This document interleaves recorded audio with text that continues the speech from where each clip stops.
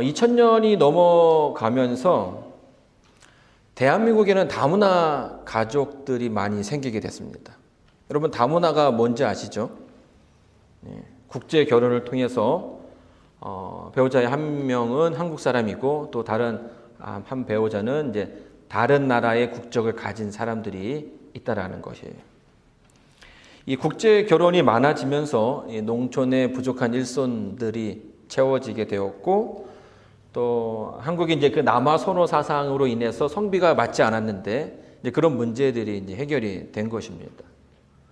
근데 여러분 아시는 것처럼 이 국제 결혼이라는 것이 이렇게 그렇게 쉬운 것은 아닌 것 같아요. 그래서 국제 결혼으로 인한 또 문제들이 또 사회의 어떤 그 문제들로 제기가 되고 있는 것입니다.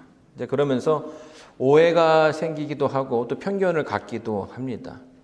이제 그걸 잘 설명해 주는 것 중에 하나는 뭐냐면 그 필리핀 사람들에 대한 편견이 좀 있다라는 거예요. 그래서 필리핀 사람들과 결혼한 사람들이 뭐라고 얘기하냐면 자기 와이프는 계속 자기의 그 재산을 그 필리핀에 있는 사람들에게 퍼준다라는 식으로 이야기를 하는 거죠. 뭐 그녀가 자기의 와이프가 자기를 위해서 쓰는 것은 큰 상관이 없겠는데 자꾸만 자기의 재산을 가지고 저 본토에 있는 필리핀에 있는 사람들을 뭐 이렇게 먹여주고 또 돕는 일에 앞장선다라는 것이에요. 그래서 이제 이런 것들이 뭐 한두 사람이 아니니까 뭐 한두 명이면은 그냥 그러고니 말겠지만 필리핀 사람들이 대부분 이제 그런 모습들을 보여준다라는 거예요. 그래서 아마 한국에서도 이제 필리핀 여자 하면 이런 사람이야라는 편견을 가지고 있는 거죠. 자, 그런데요, 1970년대 이후로 그 전까지만 하더라도 필리핀이라는 나라가 우리나라보다 굉장히 잘 살았어요. 그래서 제가 알기로는 장충 체육관을 필리핀에서 지어줬다라고 이야기를 합니다. 근데 이제 70년대를 넘어서면서 두 나라의 그 GDP가 굉장히 큰 차이를 보이고 있고요. 지금은 필리핀이 한국을 따라올 수 없을 정도로 한국이 고도로 성장을 했죠. 자, 그러다 보니까 이제 필리핀에서 한국으로 결혼 오는 분들이 꽤 많다라는 거예요. 근데 이제 필리핀의 문화를 보게 되면 이 필리핀은 가족 문화거든요. 가족 문화. 그래서 잘 사는 가족이 있으면 그 잘 사는 가족이 이렇게 살림이 어려운 가족을 뭐 하냐면 보살핍니다. 그래서 예전에 저희가 그 시골에서 누가 이제 서울에 가게 되면 그 식구들이 다 서울에 있는 사람들한테 서울 방문하면 가서 재워주고 먹여주고 했던 것처럼 이 필리핀에서도 이제 그런 일들이 일어난다라는 거예요. 잘 사는 사람들이 좀 어려운 사람들을 돌봐주고 아예 집으로 들이기도 하고 또 밥을 매번 제공해 주는 그런 일들이 그들에게 있다라는 거죠. 근데 얼핏 보게 되면 남편의 재산으로 이렇게 남편의 재산을 이렇게 좀 빼간다라는 식으로 이해할 수도 있지만 필리핀의 그 문화를 이해하게 되면 지금 뭐 하는 겁니까? 자기가 예전에 받았던 것을 뭐 하는 거예요? 다시금 돌려주는 거죠. 그러니까 그 여인이 남편 그 재산을 자기가 가지고 있는 재산을 그 식구들에게 나누어 주는 것은 그가 어릴 적에 그의 가족도 다른 가족으로부터 도움을 받았다라는 거예요. 그리고 이제 자기도 어느 정도 컸고 어른이 되었고 또 가족 구성 간에서 사이에서 이제 어느 정도 좀 주축이 되었으니까 가족의 역할 또 리더의 역할을 하고자 하는 것이죠. 그러니까 이런 문화를 좀 이해하게 되면 왜 그들이 그런 행동을 하는지 이해할 수 있다라는 거예요. 사실 저희 나라도요, 6.25 전만 하더라도 그 가족끼리 모이는 시족 사회 아니었습니까? 그렇죠? 그래서 잘 사는 집안이 또 못 사는 집안을 이렇게 돌보는 일들이 있었어요. 뭐 저희 집만 하더라도 저희 부모님이 좀 어려웠을 때 보게 되면 큰 집에서 막 겨울 되기 전에 와서 그 큰 차로 연탄 한 차씩 이렇게 넣어주고 가고 이제 그런 모습들이 있거든요. 근데 이제 한국이 급격하게 개인주의로 좀 발전하면서 이제 그런 문화들이 사라져 버린 것이고, 또 이런 이제 필리핀의 어떤 그런 문화를 이해할 수 없게 된 것입니다. 자, 그래서 이제 보게 되면 이민자들에 대한 어떤 그런 불만들이 이제 나오는 것을 보게 돼요. 그리고 그런 사실들을 잘 모르게 되면 그 가운데서 이제 다툼이 생기게 되는 것이죠.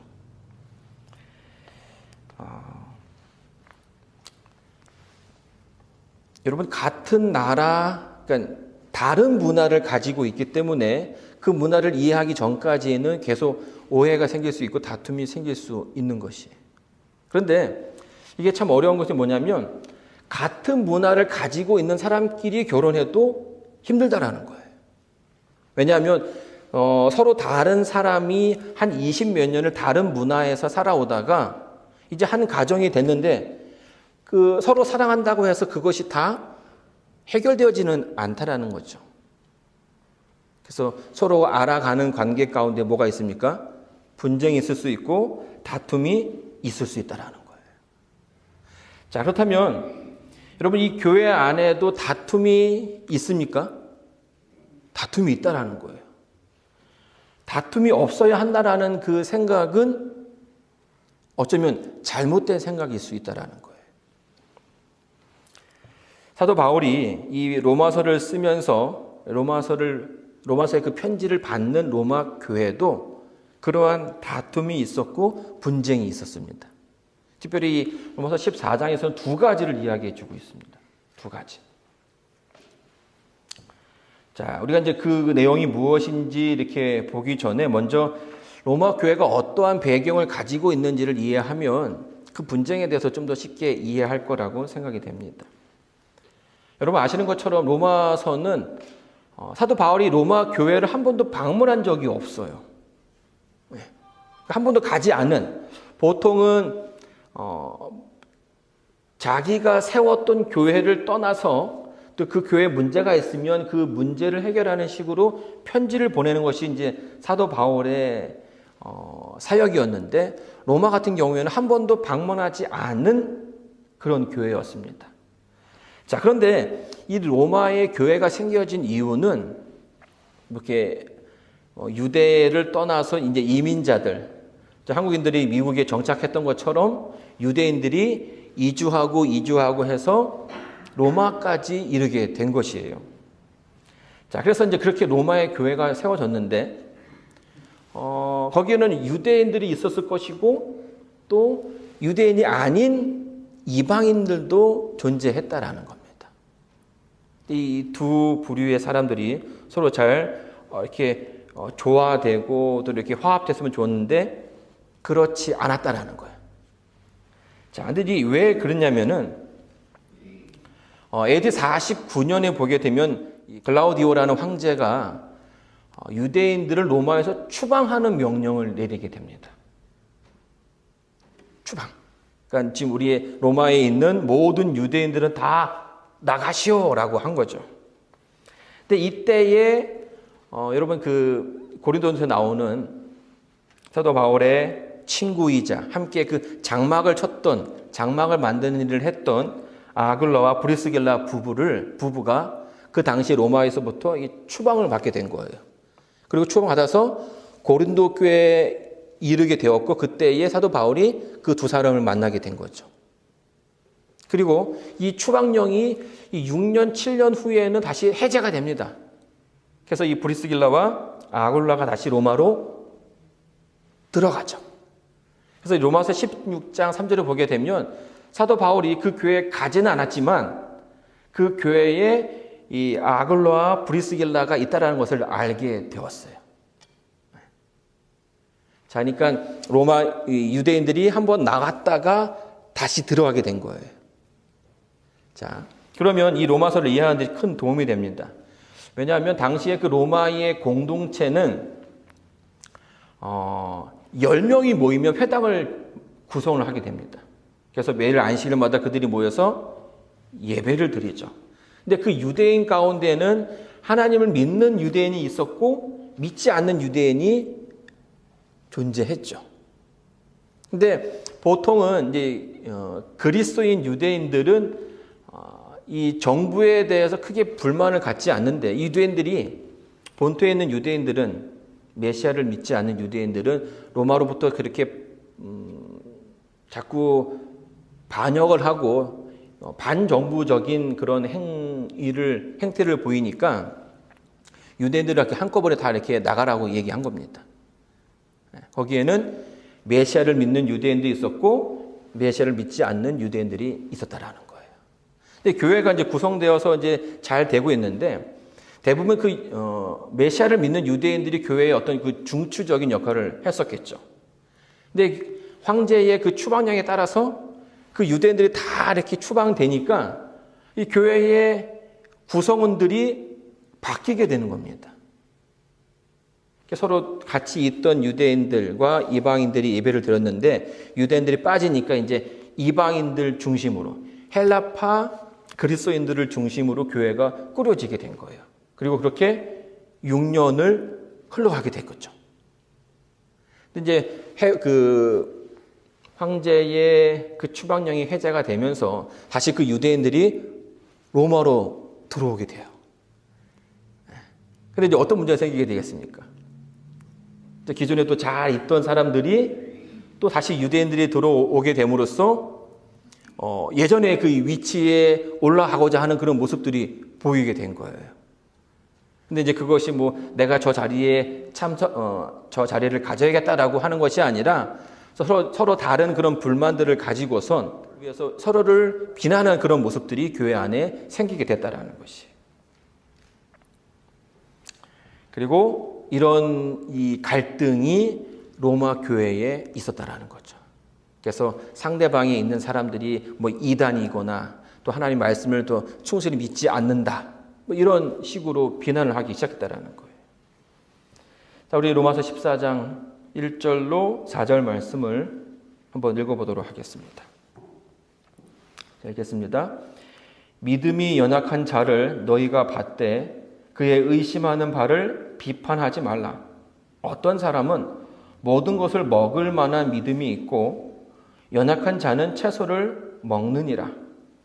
먹는 자는 먹지 않는 자를 업신여기지 말고 먹지 못하는 자는 먹는 자를 판단하지 말라.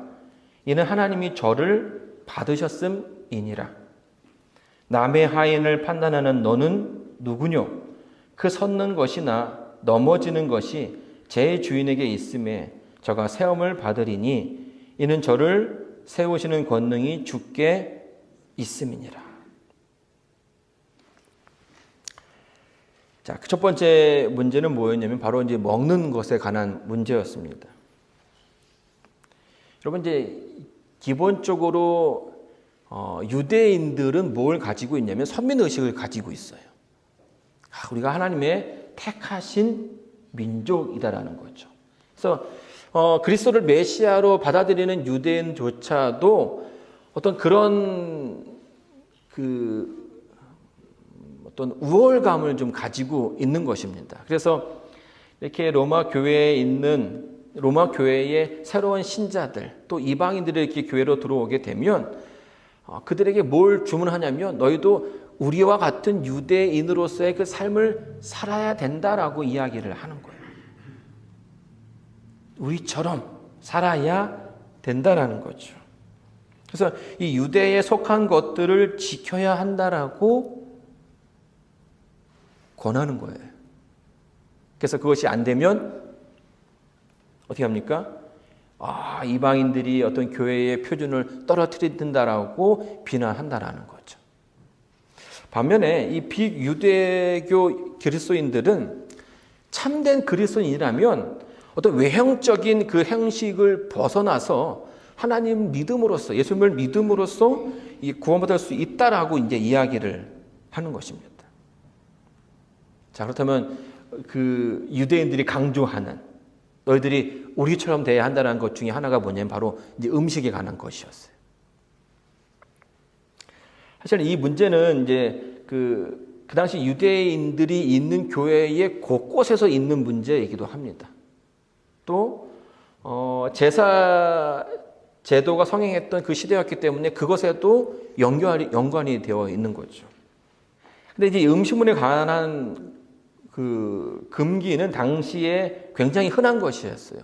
그러니까 오늘날처럼 어떤 건강을 위한 것이 아니라 여러 다른 목적을 가지고선 음식을 먹지 말아야 된다라는 얘기가 있던 거죠. 예를 들면 유대 전통에서는 먹는 고기와 먹지 않는 고기를 나누고 있죠. 그렇죠?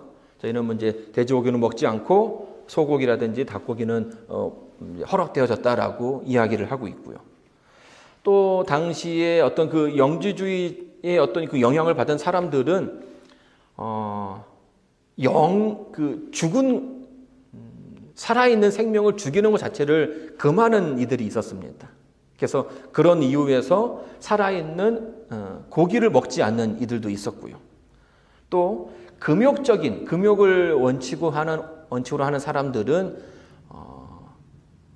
그 고기보다는 채식을 먹음으로써 자기의 어떤 그 영혼을 맑게 한다라는 이제 그런 이유로서 먹지 않는 이들도 있었다라는 거예요. 그러니까 그런 문화들이 이렇게 섞이게 되면서 먹는 것, 안 먹는 것에 대한 그런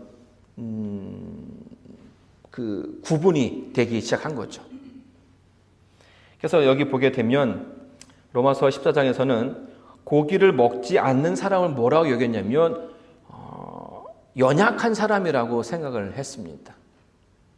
그리고 고기를 먹는 사람들은 그 고기를 먹지 못하는 사람들을 뭐라고 비판합니까? 자기들이 가지고 있는 그 기준에 합당하지 않다라고 비판하기 시작한다라는 거예요. 그러니까 서로 뭐 하는 거예요? 먹는 사람은 안 먹는 사람을 연약한 사람이라고 얘기하고, 또 안 먹는 사람은 먹는 사람을 저렇게 이렇게 표준이 없는 사람이 있느냐라고 하면서 비난하기 시작했다라는 거죠. 자, 그런데 중요한 것은 사도 바울은 이 가운데서 그것에 대해서 어디가 맞다라고 결론을 내리고 있지 않다라는 거예요. 지금 이 음식 문제가 구원에 관한 문제가 아니기 때문에 이것을 무엇으로 넘깁니까? 개인의 선택의 문제로 넘긴다라는 거예요. 또 두 번째 문제는 뭐냐면 날에 관한 문제입니다. 로마서 14장 5절부터 6절에 보게 되면 이렇게 얘기합니다. 혹은 이 날을 전날보다 낮게 여기고 혹은 모든 날을 같게 여기나니 각각 자기의 마음에 확정할지니라. 나를 중히 여기는 자도 주를 위하여 중히 여기고 먹는 자도 주를 위하여 먹으니 이는 하나님께 감사함이요 먹지 않는 자도 주를 위하여 먹지 아니하며 하나님께 감사하느니라. 이제 어떤 사람들은 이 구절이 아무 날 예배 드려도 된다라고 이해하는 분들도 있습니다. 그러나 그런 안식일이 폐졌다 그런 의미로 이해하는 것이 아니라 원칙은 이 구약에서 정하는 그 절기 안식일들이 있습니다. 유월절, 무교절, 유제절부터 시작해서 또 신구약 그 중간에 생겼던 불임절이라든지 또 수전절 이런 개념들의 절기들을 유대인들은 당연히 지켜야 한다라고 얘기를 했던 거예요. 유대인의 절기인데 이방인들에게 너희들이 우리와 같이 되기 위해선 이 절기들을 잘 지켜야 한다라고 얘기했다라는 거예요. 지키는 게 맞을까요? 지키지 않는 게 맞을까요? 이제 그것에 대해서 헬라파 그리스도인들이 우리가 그러니까 내 나라의 절기도 아닌데 굳이 그것을 지킬 필요가 있느냐, 의식에 얽매일 필요가 있느냐라고 주장을 했다라는 거예요. 이런 부분에서는 유대인들보다는 이제 이방 출신들이 훨씬 더 진보적이었죠. 그런데 이 두 부류의 세력들이 갈등이 계속 일어나게 되는 것입니다.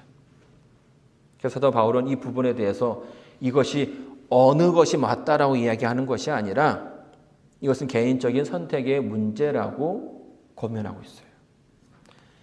여러분, 유대인들이 절기를 지키는 원래의 목적이 뭡니까? 하나님께서 이스라엘 백성들에게 그 절기를 주신 목적은 이 절기가 가리키고 있는 예수 그리스도를 보게끔 하는 거예요. 아, 인간의 그 죄 때문에 예수님께서 돌아가셔야 하셨구나. 그래서 이 양을 잡으면서 그 죄를 지은 사람들이 늘 그것을 상기하고 떠올리기를 바라셨습니다. 예수님의 십자가 이후로 이 절기의 그 기능은 희미해지게 된 거예요. 자, 그런데 그러나 그것을 지키기를 원한다면 괜찮다라는 거예요. 그러나 그걸 뭐 하지 말라는 겁니까? 다른 사람에게 강요할 필요는 없다라는 거죠. 성경에서도 뭐 이제 우리가 이제 가려 먹는 음식들이 있습니다. 그렇죠?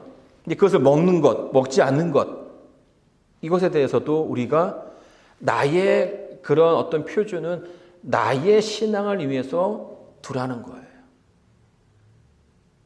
다른 사람에게 그것을 강요해 댔을 때에 교회 안에서 분란이 일어날 수 있다는 거죠.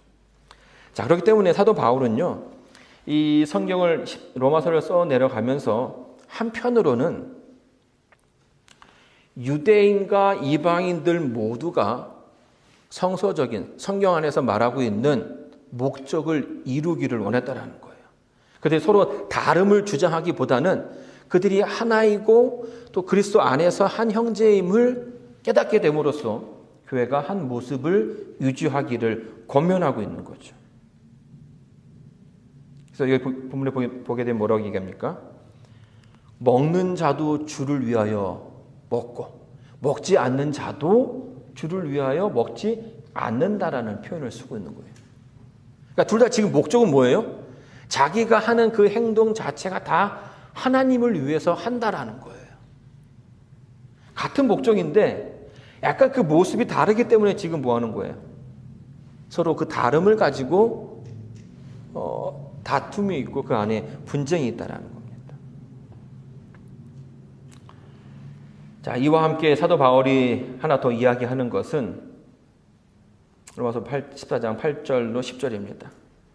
우리가 살아도 주를 위하여 살고 죽어도 주를 위하여 죽나니 그러므로 사나 죽으나 우리가 주의 것이로다.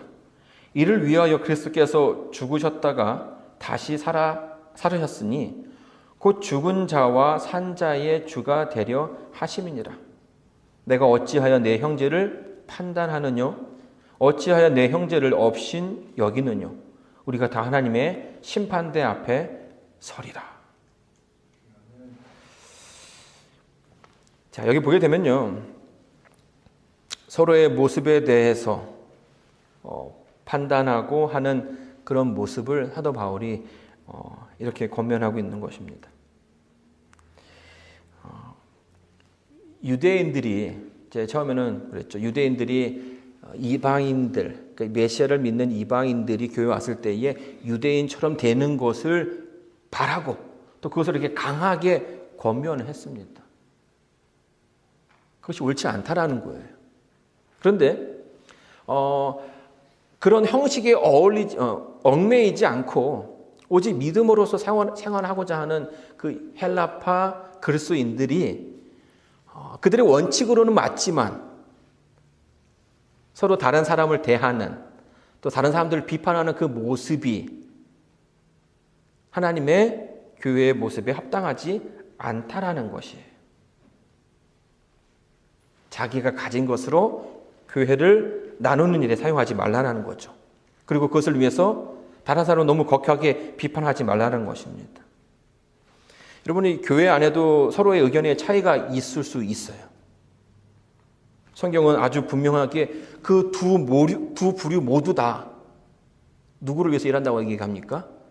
그리스도를 위해서 일한다라고 얘기해 주고 있어요. 우리 교회 안에서 의견 차이가 있을 수 있지만 그들 모두가 다 교회를 위해서 일하고 있는 거예요. 다만 내가 가지고 있는 생각과 내가 가지고 있는 어떤 그 세계관과 다르다라는 거죠. 여러분, 그 미국의 유명한 기독교 학자인 리차드 리버가, 그림이 좀 작지만, 오늘날 이 땅에 있는 교회의 모습을 총 5가지로 구분하고 있습니다. 5가지 모습이에요. 한번 제가 좀 설명 드려볼 테니까 한번 들어보시기 바랍니다. 이제 그리스도와 문화가 어떤 관계를 가지고 있느냐를 좀 분류해서 교회를 5가지로 분류한 겁니다. 첫 번째 교회는 그리스도와 문화가 서로 대립된다는 것이에요. 교회에서 세상의 문화는 배척해야 한다는 거죠. 그래서 그들이 살고 있는 사회가 어떤 사회든지 그것은 하나님의 교회와는 맞지 않다. 그래서 탈세계화, 오락, 탈세상이라고 얘기하는 것이에요. 세상은 타락했으니 뭐 해야 된다는 것이에요? 그 세상으로부터 나와야 한다는 거죠. 무너졌도다. 큰 성 바벨론이요. 이제 이런 개념이 교회 안에서 이것을 추구하는 교회들이 있다라는 거예요. 자, 두 번째는 이 그리스도와 문화의 역설 관계가 있다라는 겁니다. 자, 이거 뭐냐면 교회가 있고요, 세상이 있습니다. 근데 교회는 교회고 세상은 세상이라는 거예요. 예수님께서 그 세금을 내야 한다는 것에 대해서 가이사의 것은 가이사에게, 하나님의 것은 하나님에게 말한 것처럼 세상과 교회가 서로 다른 모습으로 살아가고 있다는 겁니다. 다만 우리가 이 땅을 내딛고 사는 곳이 어디예요? 세상이기 때문에 세상에 살고 있지만 다가오는 하나님의 나라를 기다려야 한다는 것이 이 두 번째 교회의 모습이에요. 아직 오시지 않은 그리스도의 나라를 기다리면서 이 땅에서 살아가야 하는 또 그리스도인의 숙명을 이야기하는 것이죠. 첫 번째 교회와 두 번째 교회는 기본적으로 세상의 문화를 나쁜 것이라고 규정하고 있습니다. 그래서 그런 어떤 세상으로부터 벗어나고 또 나를 지키는 것이 교회의 목적이라고 설명하는 거죠.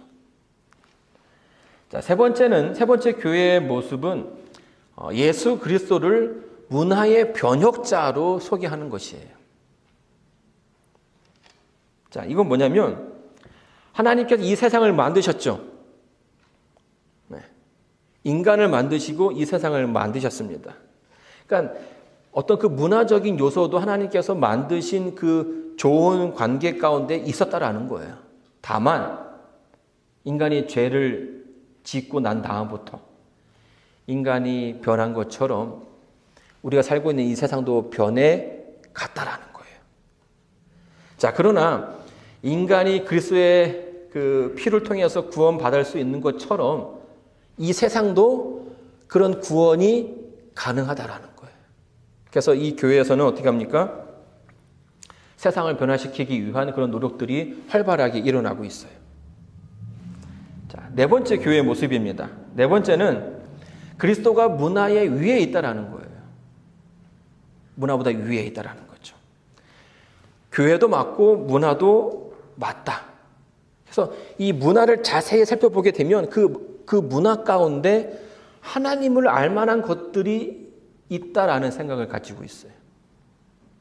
그래서 세상을 완전히 배척하는 것이 아니라 그 세상 가운데서 그리스도를 발견하고자 하는 것이 이런 교회의 모습이고, 다만 세상보다는 교회의 문화가 위에 있다라고 설명하는 것입니다. 그리고 마지막으로 다섯 번째 교회는 문화 자체가 교회라는 거예요. 문화 자체가 그리스도라는 것입니다. 첫 번째 교회와는 완전 반대거든요. 첫 번째 교회는 세상은 부패했으니까 거기 들어가면 안 되고 오히려 거기서 나와야 된다라고 이제 이야기를 하는데, 다섯 번째 교회는 아니다. 세상도 하나님이 거하시는 곳이다. 그리고 세상 안에서도 하나님의 그 분명한 뜻이 있다라고 설명하는 것입니다. 그래서 그 안에서 교회의 역할을 찾아야 한다라고 설명하는 거죠. 자, 각기 다른 교회의 모습이 5개가 있습니다. 자, 그렇다면 이 5개의 교회의 모습 가운데서 우리 교회의 모습은 어느 교회일까요? 여러분이 생각하는 올바른 교회의 모습은 몇 번째 교회이겠습니까? 자, 이제 제 개인적으로는 4번째, 5번째는 약간 좀 급진적인 그런 교회의 모습이 드러나 있는데요. 그렇다면 첫 번째와 두 번째와 세 번째 이 교회에서 우리 교회 모습이 있다면 어느 교회가 우리 교회랑 닮았을까요? 자, 많은 분들이 이제 좀 생각하실 수 있을 거라고 생각됩니다. 첫 번째 교회는 세상은 나쁘다. 그래서 우리는 바벨론에서부터 나와야 됐다라고 하는 교회의 모습이고요. 두 번째는 우리가 이 땅에서 살고 있기 때문에 섞일 수는 없지만 있는 곳에서 하나님의 나라를 기다려야 한다라는 거고요. 세 번째는 아니다. 우리가 구원받을 수 있는 것처럼 세상도 변화가 가능하다. 그래서 우리도 세상을 좀 변화시켜야 된다. 하는 거죠. 우리 교회의 모습은 어느 하나를 고를 수 없다라는 거예요. 왜냐하면 이 세 가지 모습이 다 우리 교회의 모습이라는 거죠. 여러분 아시는 것처럼 1844년 이후에 밀러의 재림 운동 이후에 교회가 이제 조직이 되었습니다. 근데 그 재림 신앙의 1세대들은 첫 번째 교회에 거의 가까웠어요. 그래서 교회를 짓지도 않았죠. 교회의 어떤 조직을 만들지도 않았습니다. 그리고 세상과는 완전 단절된 삶을 살기 위해서 노력을 했고요. 그리고 도시보다는 어디에서 살았습니까? 시골에 가서 살아왔죠. 근데 이제 세대가 바뀌게 됩니다. 1세대를 지나서 2세대, 3세대, 4세대를 넘어오면서 마냥 세상을 등지고 사는 그런 모습에서 조금씩 변화온 거예요. 그래서 여러분 유생병원이 한국 최초로 5일 금연학교를 시작했지 않습니까? 이제 그런 모습들이 뭐예요? 세상을 바꾸기 위한 노력의 일환이라는 거예요. 그리고 교회가 전해지는 복음이 전해지는 곳곳마다 교회가 세워지고 대학이 세워지고 병원이 세워지고 하는 그 모습들은 단순히 세상을 악한 것으로 자체로 보는 것이 아니라 그 가운데서도 구원받을 수 있는 이들이 있고 또 변화의 여지가 있다라는 것을 보여준다는 거예요. 여러분 제가 이 니버가 말한 5가지 교회 유형에 대해서 말씀드린 것은 우리가 살고 있는 이 교회 안에서도 여러 가지 모습이 있다라는 거예요. 그러니까 어느 하나가 이것이 정답이다라고 할 수 없다라는 거죠. 조금씩 다를지라도 그 원칙이 성경과 다르지 않다면 그 다른 모습도 우리의 그 모습의 하나로 인정하고 또 받아들여야 한다는 것입니다. 로마서 14장 10절로 15절 말씀을 제가 한번 읽어드리겠습니다. 내가 어찌하여 내 형제를 판단하느냐? 어찌하여 내 형제를 업신 여기느냐? 우리가 다 하나님의 심판대 앞에 서리라.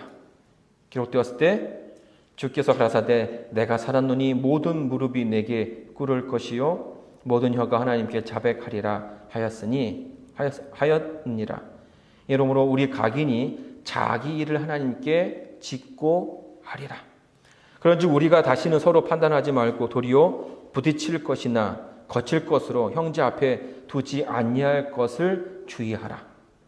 내가 주 예수 안에서 알고 확신하는 것은 무엇이든지 스스로 속된 것이 없으되 다만 속되게 여기는 그 사람에게는 속되느니라. 만일 식물을 인하여 내 형제가 근심하게 되면 이는 내가 사랑으로 행치 아니함이라. 그리스도께서 대신하여 죽으신 형제를 내 식물로 많게 하지 말라.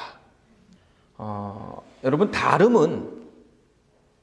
다르다라는 것은 틀리다라는 것이 아니죠.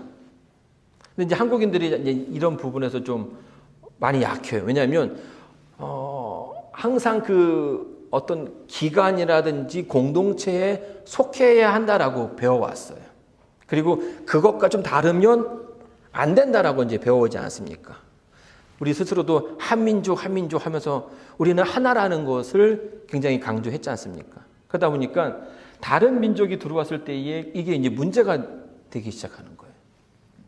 다름은 틀림이 아닌데 그 다름을 틀리다라고 이해하기 시작하면서 이제 그것이 지금 이 다문화 가족을 받아들이는 한국인의 문제가 되어가고 있는 거예요.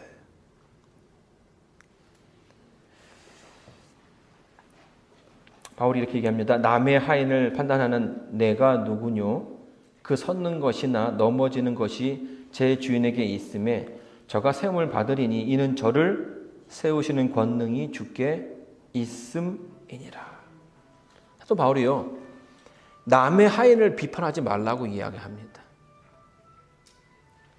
다른 회사의 직원을 비판하지 말라는 거예요.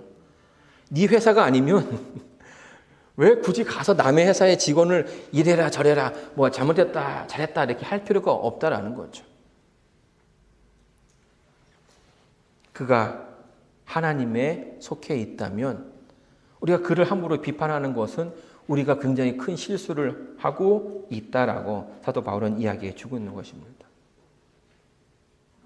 우리가 살아도 주를 위하여 살고 죽어도 주를 위하여 죽나니 그러므로 사나 죽으나 우리가 주의 것이로다. 이를 위하여 그리스도께서 죽으셨다가 다시 살으셨으니 곧 죽은 자와 산 자의 주가 되려 하심이니라. 이 모두를 위해서 돌아가셨다라는 거예요. 한 부류만 위해서 돌아가신 것이 아니라 너희나 그 다른 편이나 그 모두를 위해서 그리스도 안에 있는 사람들을 위해서 그리스도께서 희생하셨다고 이야기하는 것입니다. 자, 그렇기 때문에 우리가 다른 사람들을 볼 때에 그런 유연한 마음을 가질 필요가 있어요. 특별히 종교는요, 자유가 주어져야 합니다. 강제가 들어가게 되면 그것이 신앙이 아니라 억압으로 변질될 수가 있습니다. 그리고 그것은 하나님의 정신이 아니죠. 어떤 사람들은요, 강권해야 돼라고 얘기하는 분들이 있어요. 성경 보게 되면은 강권하라고 아주 강하게 권해서 그거를 받아들이게끔 하는 것이 맞다라고 이야기하는 분들이 있습니다. 그러나 강제적으로 무언가를 하는 것은 하나님의 뜻과 맞지 않다라는 겁니다. 이 고린도후서 5장 14절에 이렇게 설명하죠. 그리스도의 사랑이 우리를 강권하시는도다.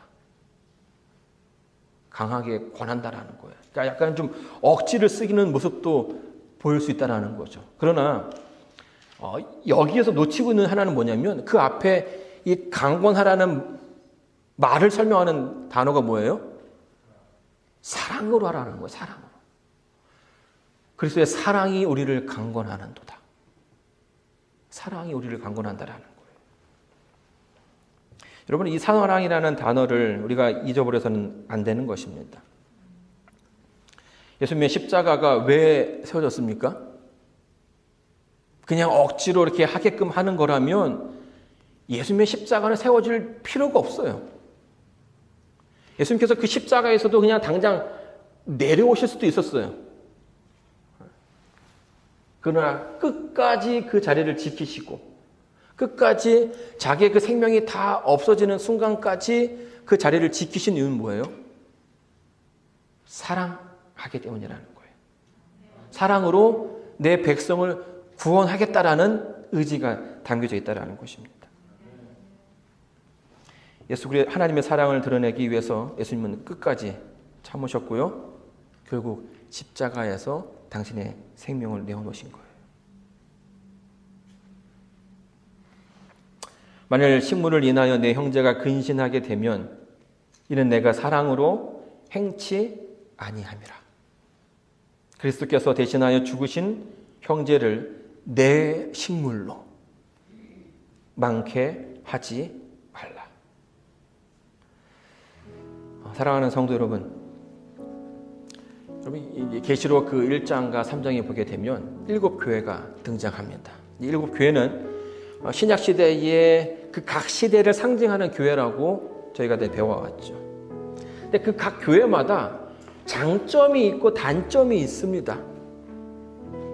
근데 그 이 마지막 시대를 상징하는 라오디게아 교회 장점이 있던가요? 네. 유일하게 장점이 없는 교회예요. 단점만 존재하는 교회입니다.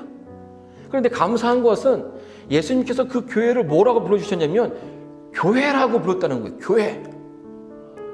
칭찬할 것이 아무것도 없는데 그럼에도 불구하고 그 교회를 교회라고 불러주셨다는 거예요. 그리고 내가 그 교회를 위해서 예수님께서 희생하셨다는 거예요. 사랑하는 성도 여러분, 우리 모두가 다 그리스도의 그 사랑이 필요한 이들입니다. 그리고 내 옆에 있는 사람들도 그리스도의 사랑이 필요한 사람들이죠. 때로는 인간의 어떤 그 오만함이 하나님의 뜻을 가리우는 경우가 있습니다. 하지만 그런 모습들은 우리의 그 삶 가운데서, 우리의 교회 가운데서 있어서는 안 될 모습입니다. 사랑으로 하여 주시기를 바랍니다. 진실함으로 서로를 대해 주시길 바랍니다. 예수님의 마음으로, 그분을 대하는 모습으로 대하게 될 때에 사도 바울이 말했던 것처럼, 예수님께서 원하셨던 것처럼 이 교회가 성장하고 하나님의 그 뜻을 감당하는 교회가 될 것입니다. 예수님의 그 심장을 느끼시는 저와 여러분 되기를 바라면서 오늘 말씀을 마치겠습니다. 이제는 아버지 하나님의 은혜와 예수님의 사랑과 성령 하나님의 감화 감동하심이 이 자리에 고개 숙인 이 마지막 시대에 하나님의 교인이라고 불리는 저희들에게 이제부터 영원까지 함께하여 주시기를 바라오며 사랑하는 예수님 이름으로 기도드립니다.